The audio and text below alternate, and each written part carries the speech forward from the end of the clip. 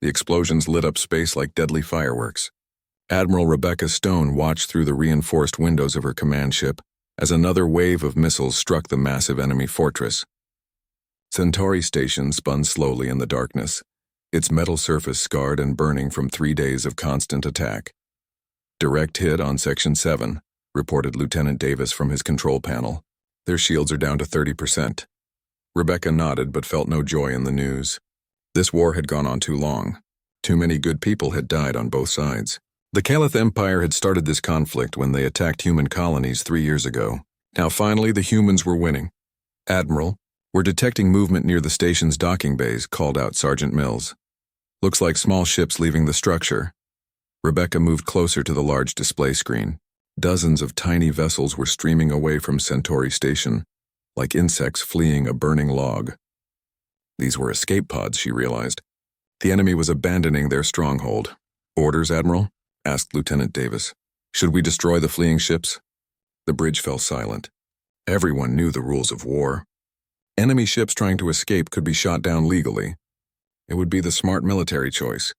But Rebecca hesitated as she studied the small, helpless-looking pods drifting through space. "What kind of ships are those exactly?" she asked. "Scanning now," Mills replied, his fingers dancing over his controls. "They appear to be civilian evacuation pods, Admiral. Not military vessels." Rebecca felt her stomach tighten. Civilians meant families. Families meant children. She had children of her own back on Earth. Twin boys who were probably doing homework right now, safe and warm in their school. "Any weapons detected on those pods?" she asked. "Negative, Admiral. They're completely defenseless." Commander Harris, her second-in-command, stepped forward.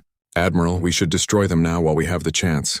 Those civilians today could be tomorrow's soldiers." Rebecca turned to face him. Harris was a good officer and a brave man, but he had never been a parent. "How many pods are we tracking, Mills?" 43 pods, Admiral. Some are larger family units, others appear to be single occupants."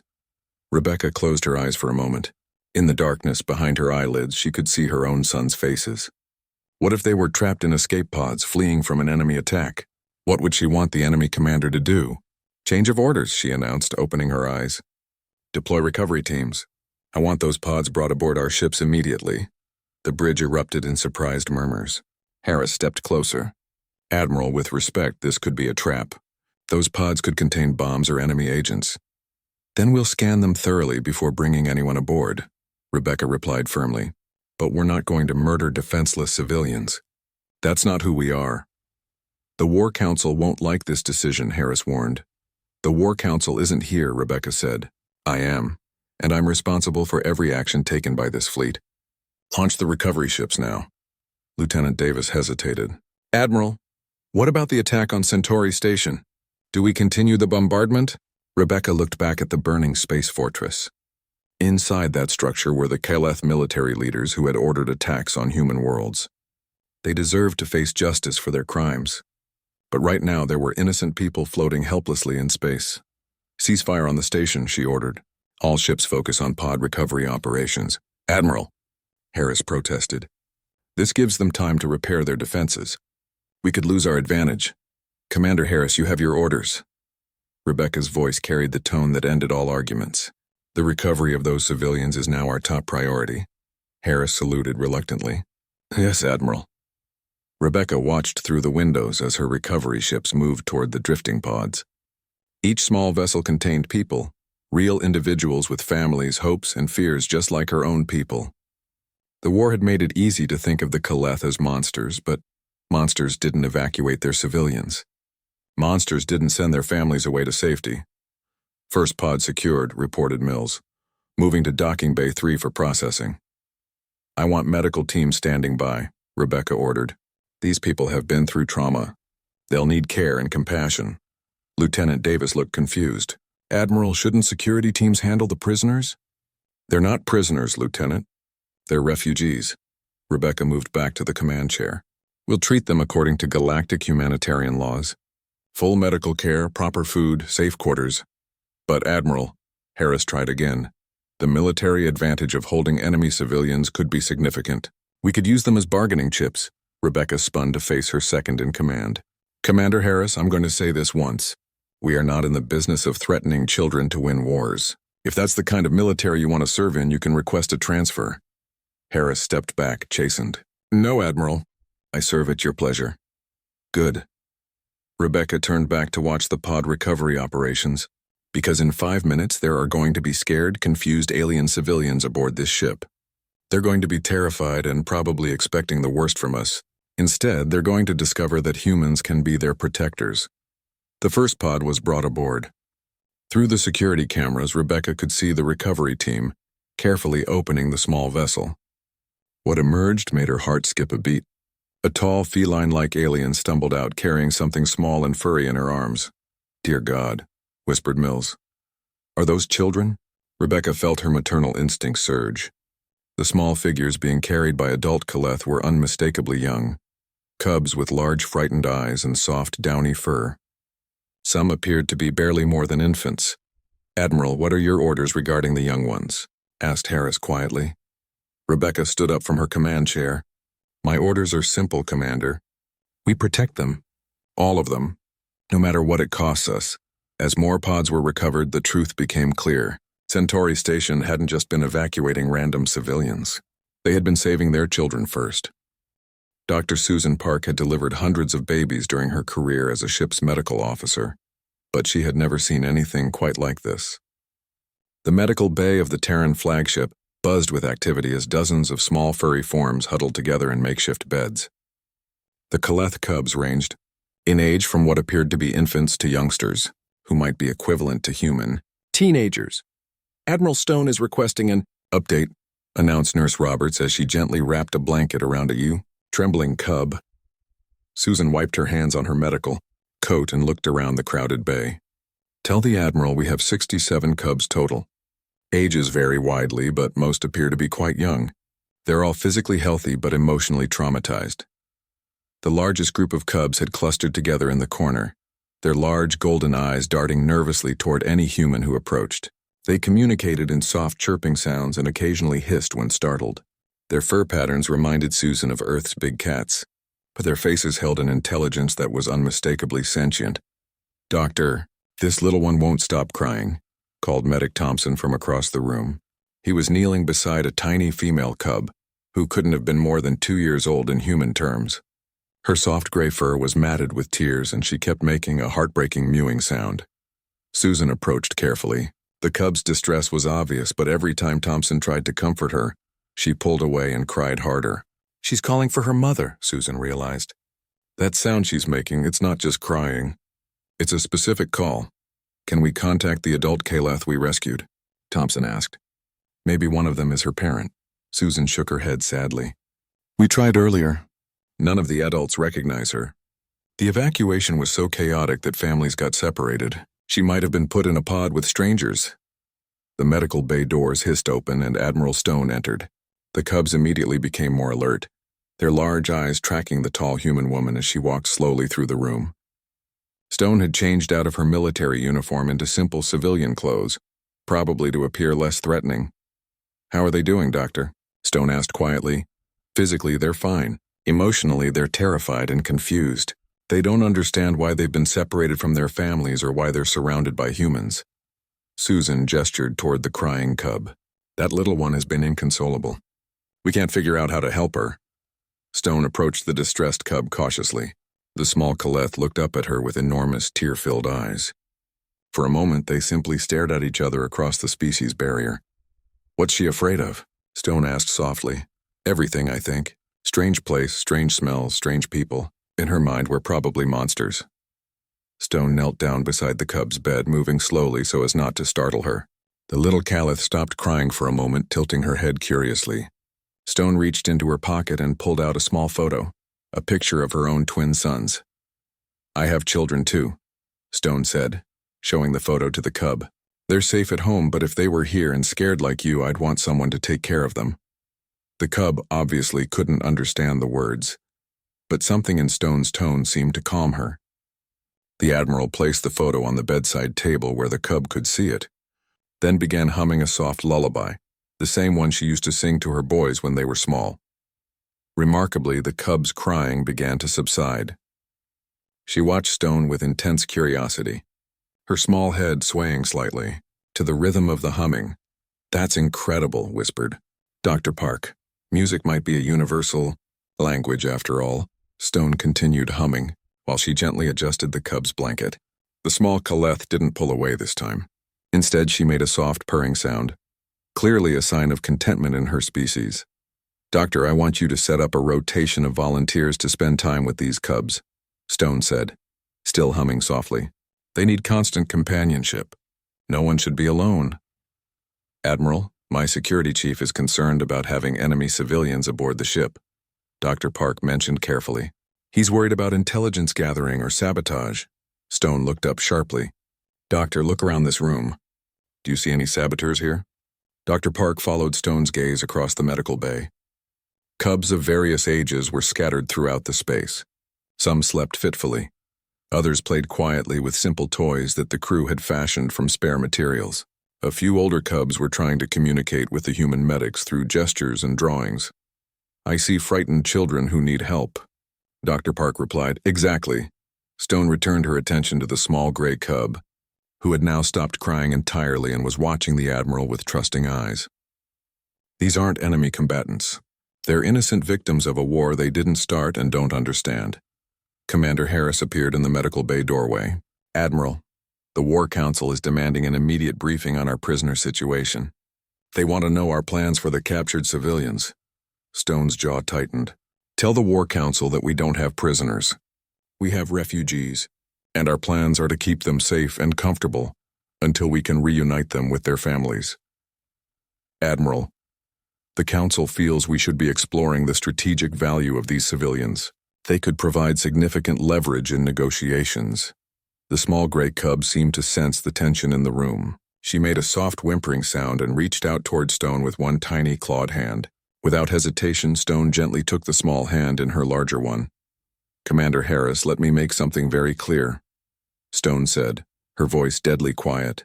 "Any member of my crew who suggests using children as weapons or bargaining chips will be immediately relieved of duty. Is that understood?" Harris shifted uncomfortably. "Yes, Admiral, but the Council will want to know your long-term strategy." "My long-term strategy is simple. We take care of these cubs as if they were our own children until we can get them home safely." End of discussion. Dr. Park watched this exchange with growing respect for her commander. Stone was taking enormous professional risks by refusing to treat the cubs as strategic assets. But her actions were creating something unexpected. The cubs were beginning to trust their human caretakers. The small gray cub had fallen asleep holding Stone's hand. The Admiral carefully tucked the blanket around the sleeping form, then stood to address the medical staff. "I want around-the-clock care for all of them," she said. "Whatever they need, food, comfort, medical attention, companionship, we're going to show them that humans can be trusted." "And if the War Council objects?" asked Dr. Park. Stone looked around the medical bay one more time, taking in the peaceful scene of sleeping cubs and caring humans. "Then they'll have to go through me first."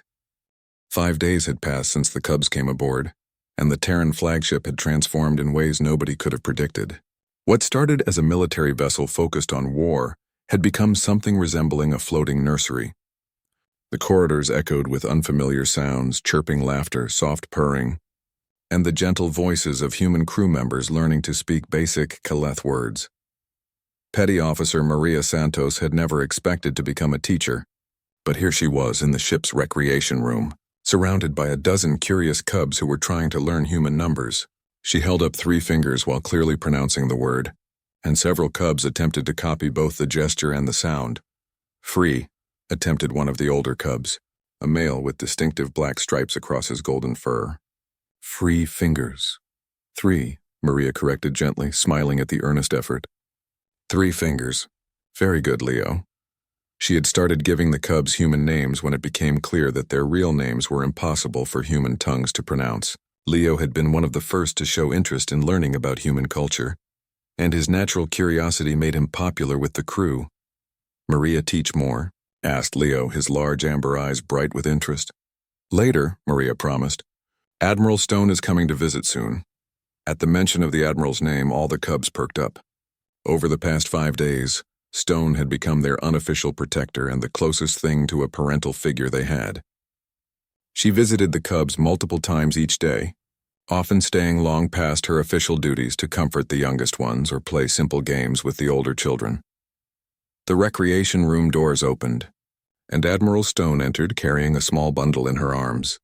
It was Kira, the tiny gray cub who had been crying inconsolably on that first day. Now she rode contentedly against Stone's shoulder, her small arms wrapped trustingly around the Admiral's neck.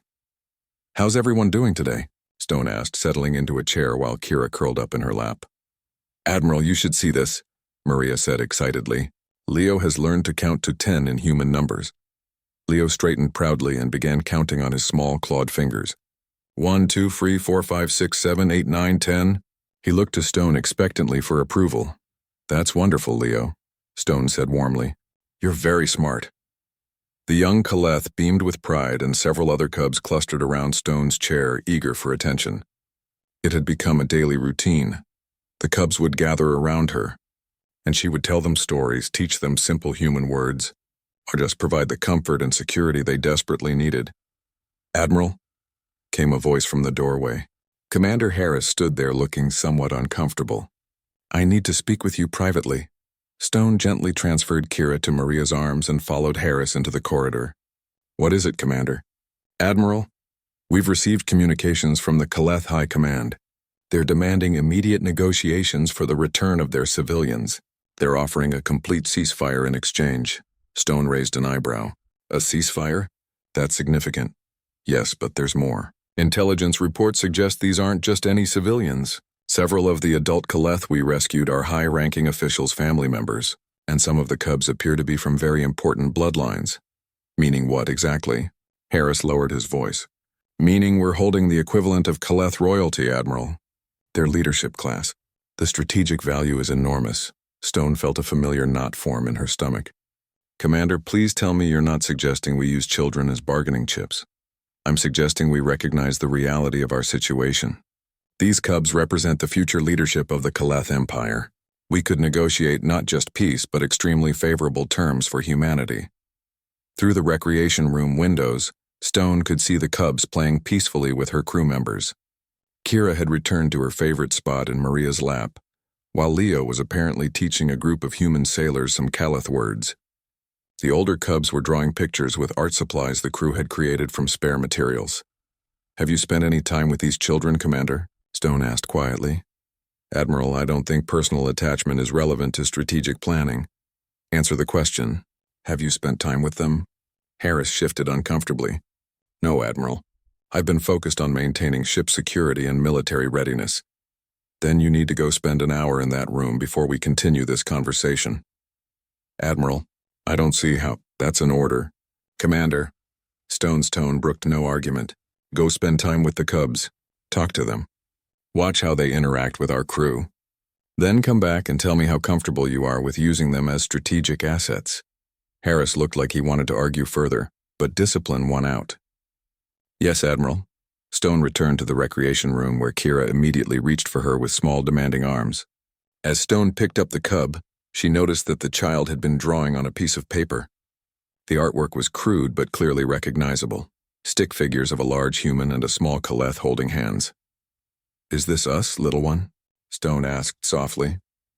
Kira chirped happily and pointed to the drawing, then to Stone, then to herself. The message was unmistakable. She had drawn herself and the Admiral together.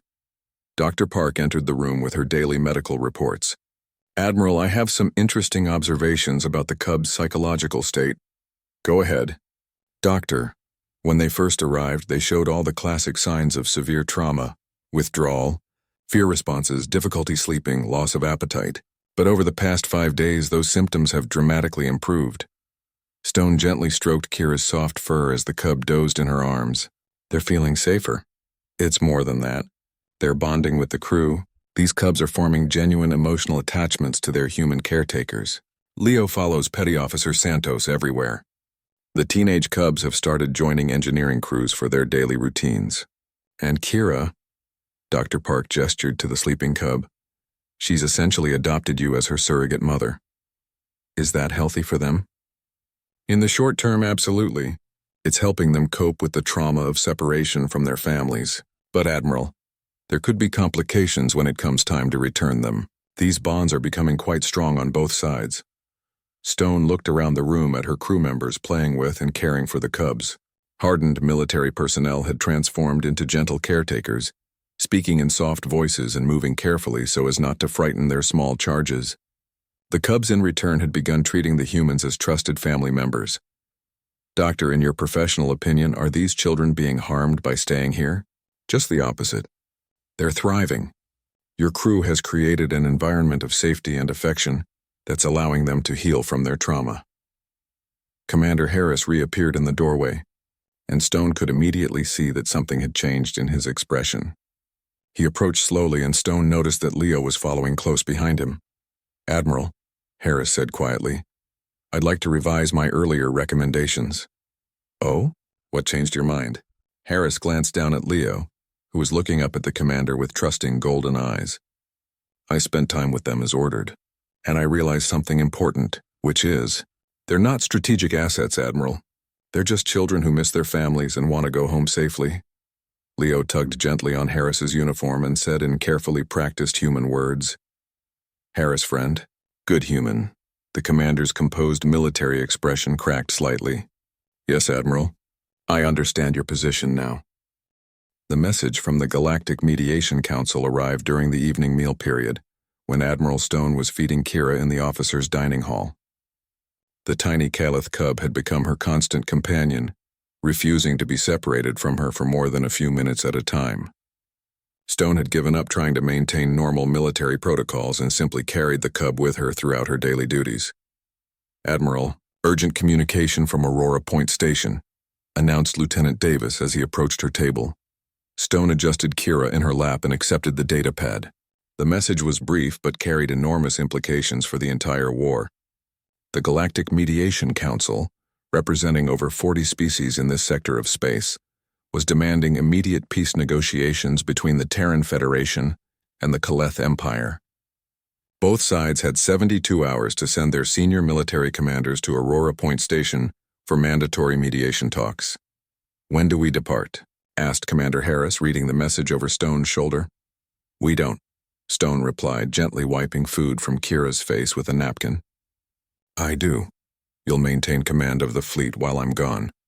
Admiral, you can't attend crucial war negotiations alone. You'll need a full staff of advisors and—" "I'll take a minimal diplomatic team," Stone interrupted. "Dr. Park, Lieutenant Davis, and a few security personnel." Kira finished eating and began making the soft purring sound that meant she was content. Stone shifted the cub to a more comfortable position against her shoulder, where Kira promptly began playing with the Admiral's hair. "Admiral," Harris said carefully, "what about the cubs? They'll need to remain here under heavy security while you're gone." Stone felt Kira tense in her arms at the word security. Even though the cub couldn't understand human language completely, she had learned to recognize certain words and tones that indicated separation or danger. "No," Stone said firmly. "I'm not leaving them." Harris looked confused. "Admiral, you can't possibly take enemy civilians to a galactic peace summit. The security implications alone. Commander, these cubs have been through enough trauma. Kira hasn't been away from me for more than an hour in the past week. The older cubs trust our crew implicitly. I won't destroy that trust by abandoning them when they need stability most." Dr. Park entered the dining hall and approached their table. "Admiral, I couldn't help overhearing. From a medical standpoint, separating the cubs from their primary caretakers right now could cause severe psychological damage." "Doctor, surely they could cope for a few days," Harris argued. "Could your children cope if you suddenly disappeared without explanation?" Stone asked pointedly. "Because that's exactly what these cubs experienced when they were evacuated from their homes. I won't put them through that again." Kira made a questioning chirp and looked up at Stone with large, worried eyes. The cub could sense the tension in the conversation even without understanding the words. "It's okay, little one," Stone murmured, gently stroking the soft gray fur. "We're not going anywhere without you." Lieutenant Davis looked uncertain. "Admiral, the logistics of transporting dozens of alien civilians to a neutral station could be extremely complicated." "Then we'll figure out how to make it work," Stone replied. "I'm not negotiating peace while wondering if the cubs are crying themselves to sleep because they think I've abandoned them." Commander Harris tried a different approach. "Admiral, consider the political implications. Bringing enemy civilians to peace talks could be seen as a manipulation tactic. It might undermine your credibility. Stone stood up, still holding Kira securely. Commander, let me ask you something. Do you think these cubs are political tools? Harris glanced at Kira, who was now playing peekaboo with Stone's uniform collar. No, Admiral, but others might see it that way. Then they would be wrong. Stone began walking toward the exit. Prepare the diplomatic shuttle. We'll need space for my minimal staff and accommodations for 67 Kaleth cubs plus the adult civilians. Admiral, that's logistically impossible. The shuttle isn't designed for that many passengers. Stone paused at the doorway. Then we'll take one of the transport ships. Whatever it takes. Dr. Park followed Stone into the corridor. Admiral, I should mention that several of the older cubs have been asking about their families. They understand that we're trying to help them, but they're getting anxious about when they can go home. What do you tell them? The truth. That we're working on it, but these things take time. Stone nodded thoughtfully. Doctor, how do you think they'd react to meeting other Kaleth adults? Their own people's representatives? I think it would be enormously reassuring for them. They need to see that their own species still exists and cares about them. They reached Stone's quarters, where she had set up a small sleeping area for Kira. The cub had refused to sleep alone in the medical bay, and Stone had eventually given up trying to enforce the separation. Now Kira slept in a makeshift bed next to Stone's own bunk. Admiral, Dr. Park said gently, you know that eventually these cubs will have to go back to their own people. The bonds they're forming with us, especially with you, are going to make that separation difficult. Stone settled Kira into her bed and tucked a soft blanket around the small form. I know, Doctor. But right now they need us, and I believe that showing them human compassion might be the key to ending this war. How so? Stone gazed down at the sleeping cub. Because when these cubs grow up, they'll remember how humans treated them during the darkest time of their lives. They'll remember that we could have hurt them or used them as weapons, but instead we chose to protect them. You're thinking long-term, peace between our species. I'm thinking about the kind of future I want to leave for all children, human and Kaleth alike. Stone dimmed the room's lights and spoke quietly so as not to wake Kira. Doctor, I need you to prepare the cubs for travel. Explain to them that we're going to meet some of their own people, but that we'll all be staying together. And if the peace talks fail? Stone was quiet for a long moment, watching Kira's peaceful breathing. Then at least these cubs will know that not all humans are monsters. Maybe that knowledge will help prevent the next war. The next morning brought a flurry of preparation activity. The transport ship had to be reconfigured with proper life support for both species, sleeping quarters for the cubs, and security measures that wouldn't frighten the children. Stone found herself in the unusual position of coordinating both military logistics and childcare arrangements. Admiral, the Kaleth High Command has been informed that you're bringing the civilian evacuees to the peace talks, reported Lieutenant Davis. They've requested assurances about their safety. Tell them the cubs will be under my personal protection at all times. Stone replied while helping Kira pack her few possessions into a small bag. They also want to know your intentions regarding the civilians during negotiations. Stone looked up from her packing. My intentions are simple, Lieutenant. I'm going to return their children to them and hopefully end this war in the process. And if they don't want peace? Kira looked up at Stone with trusting eyes, waiting for reassurance that everything would be all right. Then they'll have to explain to these cubs why their parents would rather continue fighting than have them come home. The conference room aboard Aurora Point Station felt like a tomb when Admiral Stone entered, carrying Kira in her arms. The circular table was surrounded by representatives from both the Terran Federation and the Kaleth Empire, with galactic mediators stationed between them.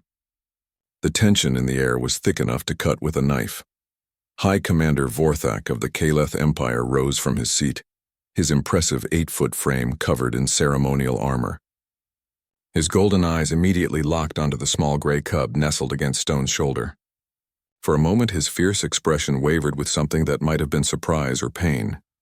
Human Admiral, Vorthak said in accented but clear English, you bring cubs to War Council. This is insult to sacred discussion of battle. High Commander, Stone replied calmly, settling into her chair while keeping Kira secure. I bring children to peace talks. There's a difference. The other Kaleth representatives shifted restlessly in their seats. Several were staring at Kira with expressions Stone couldn't quite read, while others focused their attention on the doorway where Dr. Park and several human crew members were helping the older cubs find seats along the room's perimeter. Leo, now wearing a small version of a human uniform that the crew had made for him, walked confidently to a chair near Admiral Stone. Several other cubs followed his example, though the youngest ones stayed close to their human caretakers. "This is unprecedented," announced Mediator Silex, a tall blue-skinned being who served as the neutral arbiter. "Military negotiations do not typically include civilian children." "These aren't typical negotiations," Stone replied. She adjusted Kira, who had begun to fuss at all the unfamiliar voices and strange smells. "These cubs are the reason we're here." High Commander Vorthak studied the room with calculating eyes. "You use children as shields, human. This shows weakness and dishonor." "I protect children," Stone corrected firmly. "This shows strength and honor." Kira began to whimper, overwhelmed by the tense atmosphere and loud voices. Without thinking, Stone began humming the same soft lullaby she had used to comfort the cub on that first day. The effect was immediate. Kira relaxed against Stone's chest and made her contented purring sound. The change in the Kaleth representatives was subtle, but unmistakable. Several leaned forward slightly, their expressions shifting from hostility to curiosity, as they watched the human admiral comfort their species' young. "Hi, Commander," one of the younger Kaleth officials whispered urgently in their own language. Stone couldn't understand the words, but the tone sounded surprised and perhaps hopeful. "Begin presenting terms," Vorthak commanded, though his eyes remained fixed on Kira. The negotiations proceeded with both sides outlining their demands and conditions. The Terran representatives wanted guarantees that the Kaleth would never again attack human colonies.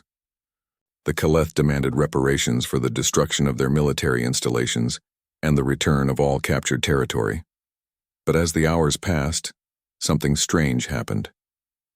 The formal atmosphere began to soften, largely because of the cubs' presence.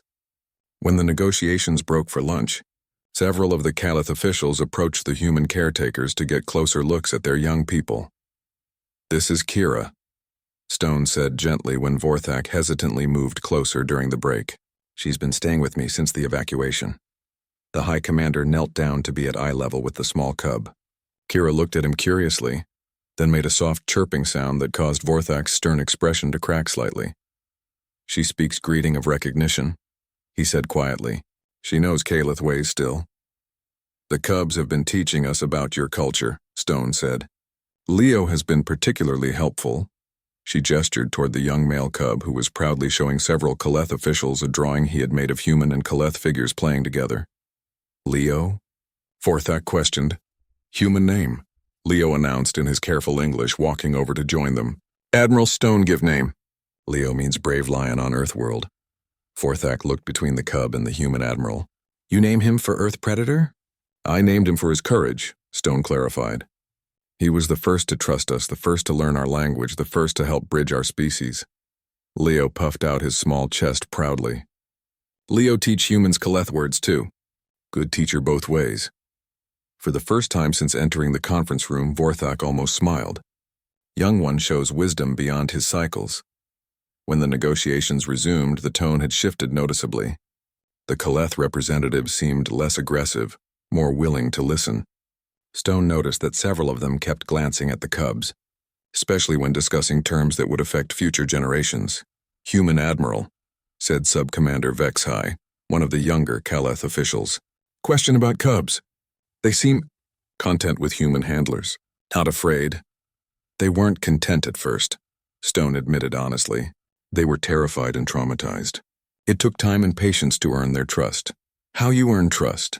Vorthak asked, genuine curiosity replacing his earlier hostility.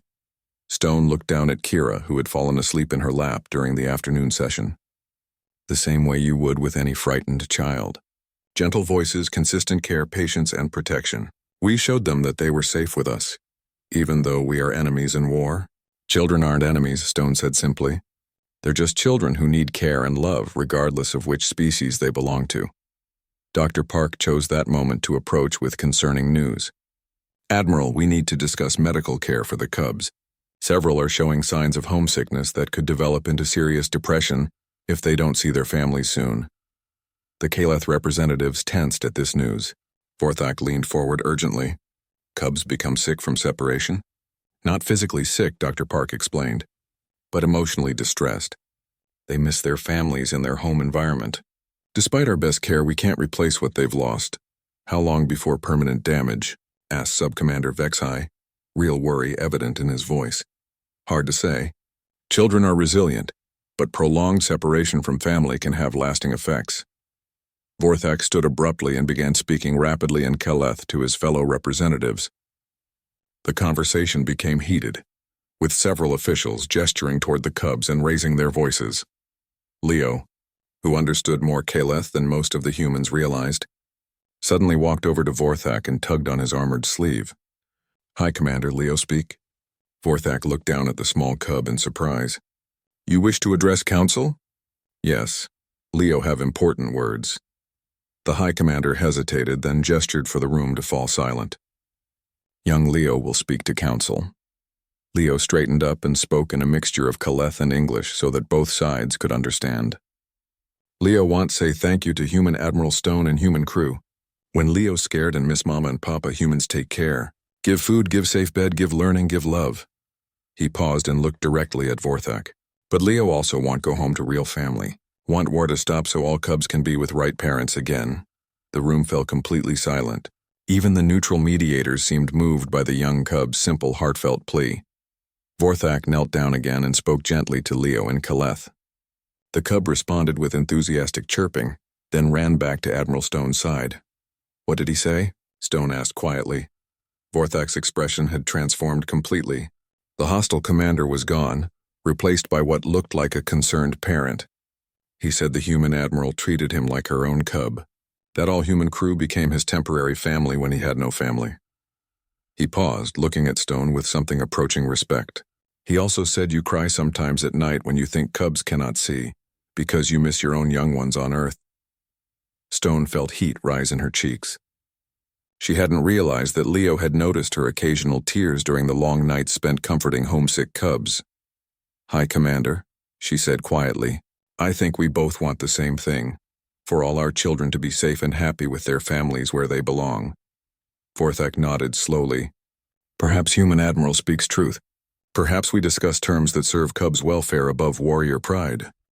3 months after the Aurora Point negotiations, Admiral Stone stood on the observation deck of the newly renamed Peace Station, watching as the final group of Keleth cubs prepared to board the transport ship that would take them home. The war was officially over, ended not by military victory but by a comprehensive peace agreement that both species were calling the Children's Accords. Kira sat on Stone's hip, chattering happily in a mixture of Keleth and English as she watched the activity in the docking bay below. The little cub had grown noticeably during her time with the humans, her gray fur now glossy and healthy, her golden eyes bright with intelligence and trust. "Admiral Stone sad?" Kira asked in her careful English, patting the woman's cheek with a small, gentle hand. "A little sad, sweetheart," Stone admitted, "but happy too. You're going home to your real family." "Kira, remember Admiral Stone always," the cub promised solemnly.